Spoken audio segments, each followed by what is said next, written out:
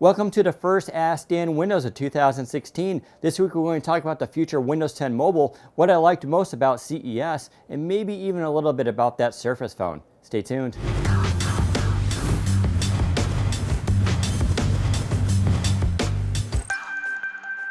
Do you consider CES a win, a lose, or a draw for Microsoft? I do consider CES to be a win for Microsoft, not so much for them because they weren't really there. They were in the background, of course, but it was mostly about their partners, HP, Lenovo, Dell, Acer, and others.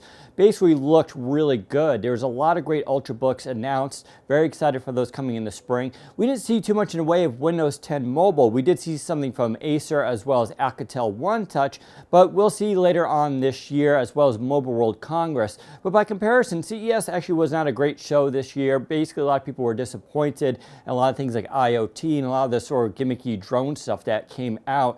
So actually, Windows 10 and the laptops looked really good by comparison. So yeah, Microsoft did very well. What do you think is the best 13-inch Windows Ultrabook for productivity besides the Microsoft Surface Book or Surface Pro 4? So this is an excellent question and it's very tough to answer. Probably one I won't be able to actually give you an answer right now.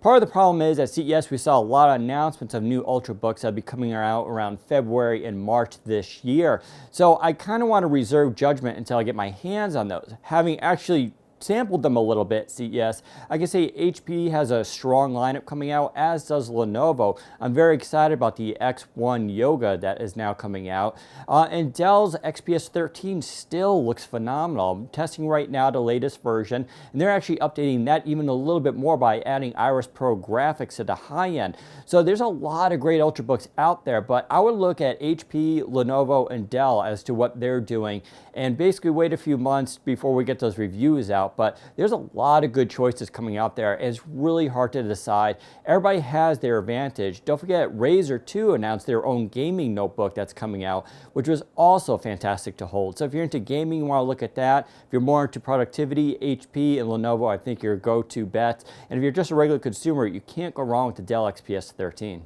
Are there any successors to the Lumia 950 and XL this year, or just the Surface phone? Okay, so another Surface phone question. I'm sure we'll be getting a lot of these over the next few months.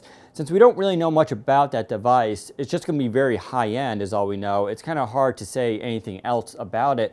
Regarding the 950 and XL, whether or not there'll be successors to it, no, I don't believe so. In fact, I don't know of any of the Lumias in development right now besides the 650, which should be out actually probably in the next few weeks. And if there's one other company besides Microsoft that can make a solid flagship phone, it's going to be Samsung. Now, Samsung has made Windows phones in the past, and they've been pretty solid devices, but their cameras were always lacking when you compare them to the Lumias. However, the Samsung Galaxy series has really upped that standard, and I would love to see a device like that basically running Windows 10 Mobile. Whether or not they're actually going to do that, I'm not so sure, but they were just tapped by Qualcomm to make the Snapdragon 820, and that could make a cool pairing for Windows Phone. But until we hear more, we'll just have to wait. How can the Windows community best promote the iOS bridge for Windows Phone in order to encourage iOS devs to take part? This is a really good question. So Microsoft's in the final stages basically of finalizing the tools for the iOS bridge. This is going to allow developers basically to port their apps from the iPhone to Windows 10 in general. That includes desktop, tablets, and phone.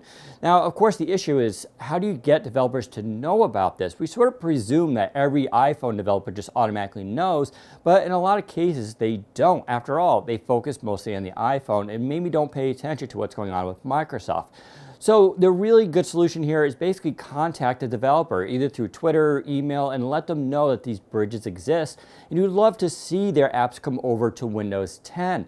Don't forget, Microsoft just hit 200 million devices with Windows 10, and if you're an iOS developer, it's hard to ignore that. That number's only going to go up, and I imagine in 6 months we're probably hitting 500 million.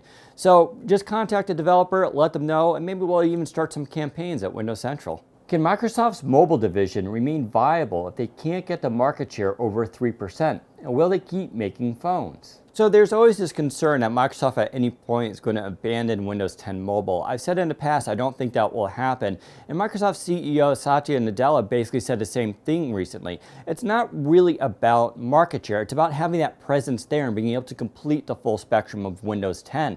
You can't do Windows 10 if you only have PC and tablet and Xbox, but you leave out mobile completely. Sure, they have a great app and services presence on competing platforms, but they definitely want to have Windows 10 Mobile out there. And right now, they kind of don't care if it's only 2 or 3%. It's about just completing that picture. So I'm not really worried at all that Microsoft's going to back out on Windows 10 Mobile at any time. They're very confident in this system, and we're just going to have to wait and see as this pans out in 2016. Do you think Windows 10 Mobile is finished? Will Microsoft add more features? Okay, so this question gets asked a lot by users, and it's a weird one. So Windows 10 Mobile is actually not finished. That's because Windows as a service is just a thing that's going to continue on. I don't know of any operating system that's technically ever finished. iOS isn't finished either, which is why we just saw 9.0 come out, then 9.1 and 9.2. And so the same thing happens with Android. Basically, every operating system is continually evolving. Now, you can make a good argument that Windows 10 Mobile is not up to snuff compared to those platforms, and I actually agree with that. But the OS is going to be constantly updated nearly every month, and with that, new features will be coming along. Now, with Redstone coming out in 2016, there should be at least 2 major releases for that. And yes, you're going to see a lot of new features come on. You're going to see the OS get polished and more. So Windows 10 Mobile is definitely not finished. And what's out there right now won't be what's out there in 6 months either. So definitely stay tuned, as these updates are going to be very interesting in 2016. Microsoft is just honing their system in right now to make these updates more frequent and more reliable. So we're just going to have to see what they release. Will Windows 10 be able to send text messages via phone like Apple's iMessage? So currently in Windows 10, you can send a text message through Cortana to your phone to other people, and that works. You also can get missed call notifications on your Windows PC from your phone. So clearly Microsoft is working on this, and yes, I think you will be able to do this, but it won't be available to probably mid-2016. But obviously Microsoft is trying to merge Skype, messaging, texting, all that into one operating system. It'll happen with phone and PC, but we'll have to wait a few more months before we see it. Any updated rumors on the Surface phone that may or may not move away from the Nokia style design? So another Surface phone question. There's very little details we know about this device, including exactly when it's going to come out and what are its main features. In terms of style and design, I honestly do not know. My guess is, yeah, you're going to see it move away from the Lumia design in the past. It's going to resemble a little bit more of what we see from the Surface. That's just a guess. As far as any more rumors, the only thing I heard recently at CES is that some of these devices were being shown off in the back. Now, no one was seeing that by the press, but presumably Microsoft's partners might have. The only thing I heard was a keyboard. I don't know how true that is, if it's going to be in the final product, but that is the latest I've heard. What happened with the enterprise peripherals like the mobile speakerphone for Skype? So back in October, before the Microsoft event in New York City, I wrote about the Microsoft Procure speaker. It was a small device that was supposed to come out sometime in the fall. It was codenamed Ivana, and we saw some leaks of it earlier. Now, I've actually seen photos of this device. It was supposed to retail for about $129. It was geared towards enterprise, and it was basically a Bluetooth speaker that you can use through Skype.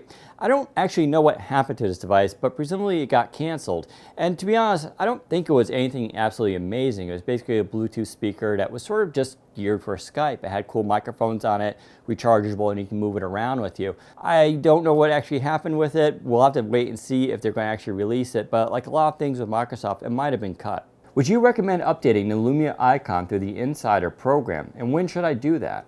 So this question is actually more about Verizon and whether or not it's going to offer the Windows 10 mobile update. So if you have a Lumia Icon, should you wait for that update, or should you just go with the Insider program? I think you should just go with the Insider program. I don't know what Verizon's plans are for the Icon, but because of their past, I wouldn't necessarily bet on them doing the update. If you go with the Insider program, you're going to not only get the latest version of Windows 10 Mobile, but you're going to get the version that's on the Lumia 950 XL. So why not install it? A lot of people are having a lot of good success with it, including on the Lumia 930 and the Icon. In fact, you can go into our forums and just read other people's experiences with it, or quiz them and see what they think. But yeah, I think you should go with it. This is basically the final release. Now, there is that question about firmware. We don't actually know if there is firmware coming with this to optimize for Windows 10 Mobile. There could be, but we don't know at this point. So you can just go get the update. If they do release the firmware, you can just basically exit out of the Windows Insider program now, take the firmware update, and hop back in the Insider program. That update actually came this week, so there's really no risk to this. Are the Mozo cases for the Lumia 950 XL holding up to daily use since your first unboxing video? It's a really good question. I don't have my Mozo case with me today, but yeah, I've been using it for the last 6 weeks on both the XL and the 950, and I've had no issues whatsoever with it.